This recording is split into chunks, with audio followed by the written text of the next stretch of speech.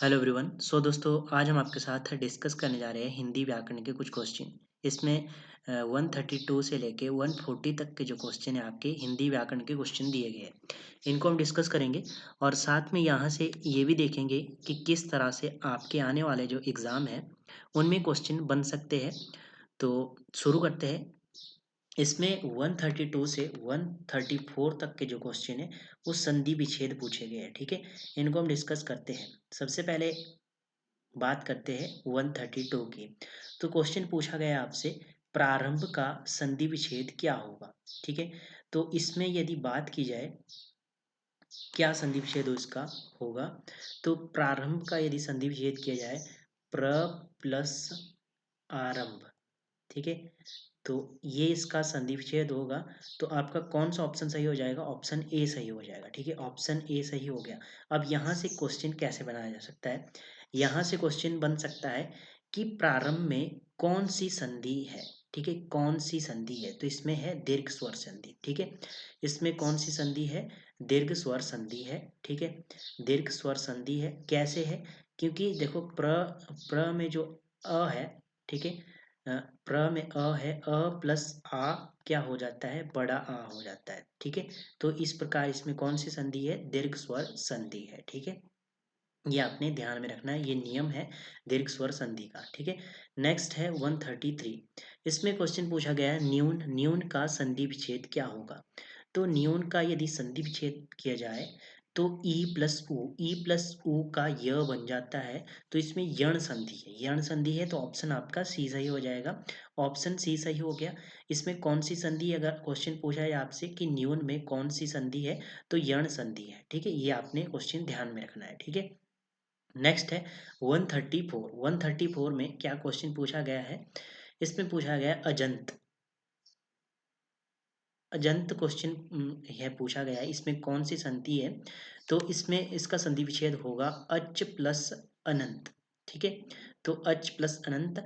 तो इसमें कौन सी संधि है? अगर क्वेश्चन पूछा जाए आपसे कि कौन सी संधि है इसमें, तो इसमें है व्यंजन संधि। ठीक है, व्यंजन संधि। ठीक है, तीन क्वेश्चन आपने ध्यान में रखने हैं। और साथ में ये तीन और क्वेश्चन इनमें से ध्यान में रखने हैं कि इनमें से क्वेश्चन बनाया जा सकता है कि न्यून में कौन सी संधि है।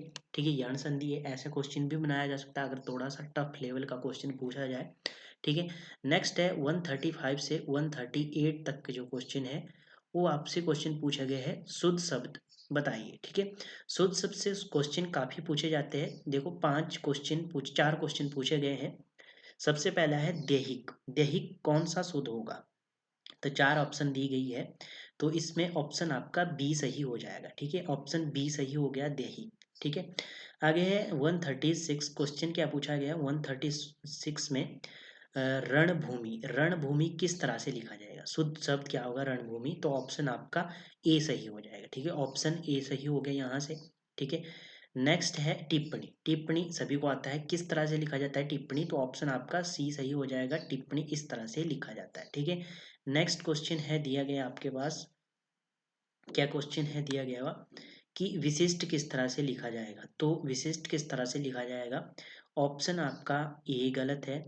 ठीक है, बी भी गलत है, सी भी गलत है, तो ऑप्शन आपका डी सही हो जाएगा, विशिष्ट इस तरह से लिखा जाता है। ठीक है, ये तो होगी क्वेश्चन की बात। अब यहाँ से आपके क्वेश्चन कौन कौन से पूछे जाते हैं जो काफी बार आपके एग्जाम में पूछे जा चुके हैं। ठीक है, उनको देख लेते हैं। सबसे पहले अहिल्या की बात की जाए तो अहिल्या इस तरह से नहीं लिखा जाता है, अहिल्या इस तरह से लिखा जाता है।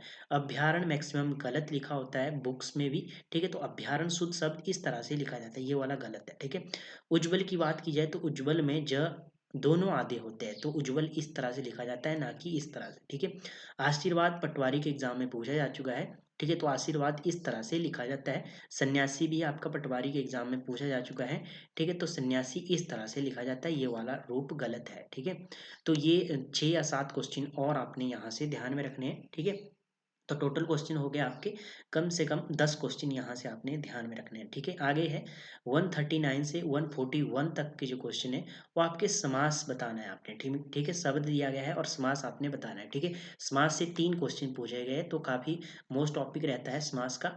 ठीक है, तो पहला इसमें दिया गया क्वेश्चन 139 में पंचपात्र। ठीक है, पंचपात्र की यदि बात की जाए तो इसमें अगर ऑप्शन के अनुसार जाए तो ऑप्शन के अनुसार आपका द्वंद्व समास बनेगा। ठीक है, ऐसे इसमें एक तो द्विगु समास भी बनता है। ठीक है, तो अगर ऑप्शन में द्विगु द्विगु दिया होता तो द्विगु समास बनता। ठीक है, तो पंचपात्र में आपका कौन सा है, द्वंद्व समास है। ठीक है, द्वंद्व समास की बात की जाए तो द्वंद्व क्या है, इसमें दोनों पद प्रधान होते हैं। ठीक है, आपको पता है जैसे माता पिता में द्वंद्व समास है, दाल रोटी में द्वंद्व समास है, अन्न जल में द्वंद्व समास है। ठीक है, बहुरूपी की आपको पता है कि बहुरूपी की क्या परिभाषा होती है, ना तो पहला पद प्रधान होता है ना ही दूसरा पद प्रधान होता है, कोई अन्य अर्थ निकलता है। ठीक है, जैसे कि एग्जाम्पल दिया गया है गजानन। ठीक है, और तत्पुरुष आपको पता है इसमें तत्पुरुष उसका आदमी मतलब कि इसमें सेकंड शब्द जो आपका होता है ये प्रधान होता है। ठीक है, ये आपने ध्यान में रखना है। ठीक है, उसके बाद है आपका अभिभाव। अभिभाव का आपको पता है इसमें क्या होता है, पहला पद प्रधान होता है और पहले पद में ही आपको उपसर्ग मिलेगा। ठीक है, अवयव जैसे कि मिलेगा, मतलब कि उपसर्ग मिलेगा। ठीक है, ये आपने परिभाषाएं ध्यान में रखनी है, परिभाषा से आपका क्वेश्चन सही होने के चांसेस हो जाते हैं। अनिष्ट, अनिष्ट में कौन सा समास बनेगा। ठीक है, न इष्ट, इसमें ण तत्पुरुष होगा तो तत्पुरुष समास होगा, ऑप्शन आपका ए सही हो जाएगा। ठीक है, अभिभाव मैंने क्लियर कर दिया, परिभाषा द्वंद्व की भी और बहुरूपी की। ठीक है, नेक्स्ट है गजानन। गजानन की बात करेंगे, गजानन में कौन सा समास है। तो दोस्तों गजानन की बात की जाए तो इसमें ना तो पहला पद प्रधान होता है ना ही दूसरा पद, और ये अन्य अर्थ निकलता है। गजानन मतलब कि गणेश को कहा जाता है। ठीक है, तो ऑप्शन आपका बी डी सही हो जाएगा, बहुरूपी समास है इसमें। ठीक है, गज प्लस आनन मतलब कि गणेश को कहा जाता है, लंबोदर जैसे कि लंबा है उदर जिसका, उसे गणेश कहा जाता है, तो अन्य अर्थ निकल रहा है, तो आपका बहुरूपी समास होगा। ठीक है, और दोस्तों मैं आपको बता दूं थोड़े से, मतलब कि मैं वीडियो नहीं बना पा रहा था, तो कारण ये था कि टेक्निकल इशू था, लैपटॉप में प्रॉब्लम आ गई थी। ठीक है, रिकॉर्डिंग में रिकॉर्ड नहीं हो रहा था, तो थोड़ी प्रॉब्लम थी, उसकी वजह से मैं वीडियो रिकॉर्ड नहीं कर पा रहा था।